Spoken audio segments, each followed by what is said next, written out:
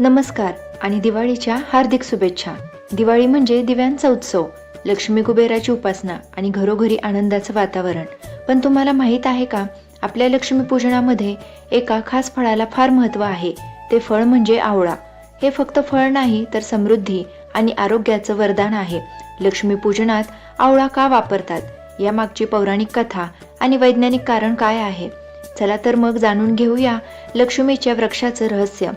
Video शेवटपर्यंत नक्की बघा, कारण शेवटी मी तुम्हाला एक खास उपाय सांगणार आहे, ज्यामुळे तुमची तिजोरी नेहमी भरलेली राहील. आवळा हे केवळ आरोग्यदायी फळ नाही, तर हिंदू धर्मात त्याला अत्यंत पवित्र मानले जाते. विशेषतः लक्ष्मी पूजन आणि कार्तिक महिन्यात त्याचे महत्त्व अधिक आहे. पद्मपुराणानुसार आवळ्याच्या झाडामध्ये भगवान विष्णू आणि लक्ष्मी देवी यांचा वास असतो. आवळ्याच्या झाडाची पूजा केल्याने लक्ष्मी नारायण दोघांची कृपा प्राप्त होते. लक्ष्मी पूजनामध्ये आवळा अर्पण केल्याने साक्षात लक्ष्मी देवी प्रसन्न होऊन घरात धनधान्य आणि समृद्धी कायम ठेवते, अशी श्रद्धा आहे. आवळा हे अक्षय फळ मानले जाते. अक्षय म्हणजे कधीही न संपणारे.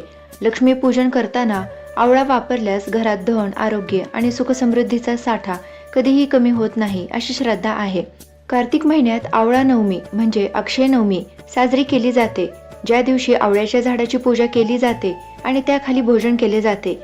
लक्ष्मी पूजन याच कार्तिक महिन्यात येत असल्याने आवळ्याला पूजेत विशेष स्थान आहे. त्याचबरोबर आवळा हे व्हिटॅमिन सी चा मोठा स्रोत आहे. ते रोगप्रतिकार शक्ती वाढवते.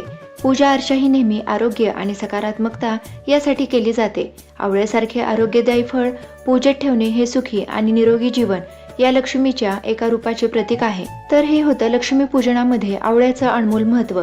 लक्ष्मी पूजन करताना आवळा नक्की वापरा आणि माता लक्ष्मीला प्रसन्न करा. आपल्या जीवनात धन, आरोग्य आणि आध्यात्मिक शांती यांचा संगम व्हावा, हीच या मागची भावना आहे. आणि